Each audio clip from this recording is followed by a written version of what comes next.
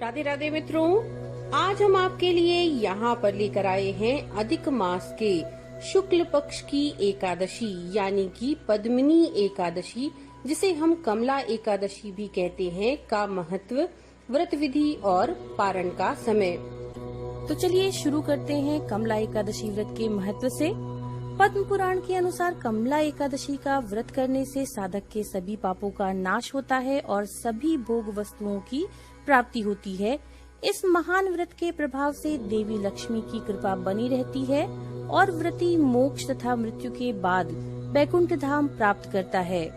इस पुण्य व्रत को करने से मनुष्य के जन्म जन्म के पाप भी उतर जाते हैं।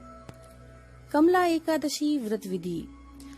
एकादशी का जो व्रत होता है वो दशमी तिथि से ही आरंभ हो जाता है। तो दशमी तिथि के दिन व्रती को कांसे के पात्र में जौ चावल आदि का भोजन करना चाहिए, लेकिन भोजन में नमक का प्रयोग बिल्कुल नहीं करना चाहिए। रात्रि शयन भगवत चिंतन के साथ भूमि पर करना चाहिए। एकादशी के दिन ब्रह्म मुहूर्त में शौचादि से निवृत्त होकर दंत धावन करें और जल के 12 कुल्ले करके मुख शुद्धि करें।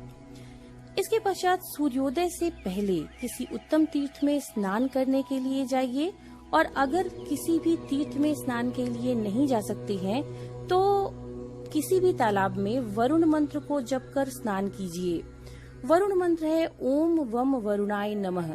तो ओम वम वरुणाय नमः का जप करते हुए किसी भी तालाब में स्नान करिए। स्नान में मिट्टी, तिल, कुशा और आंवले के चूर्ण का प्रयोग करना चाहिए।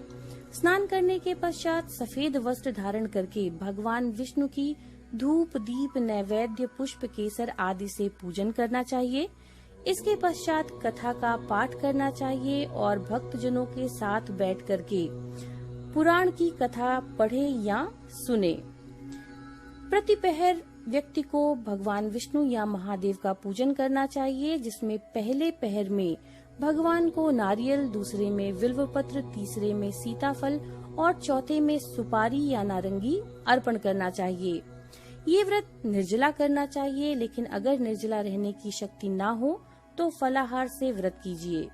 रात्रि में जागरण करते हुए भगवत कीर्तन करना चाहिए।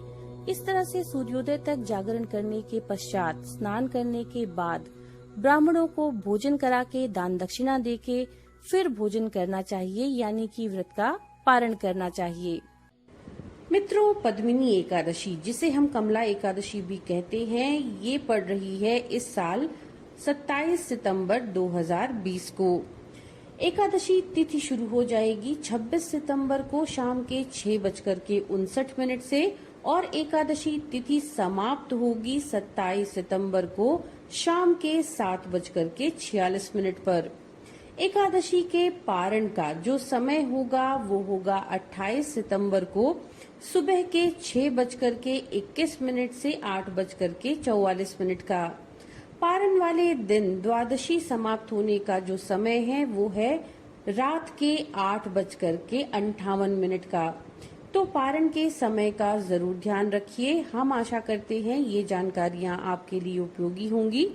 नमो नारायण।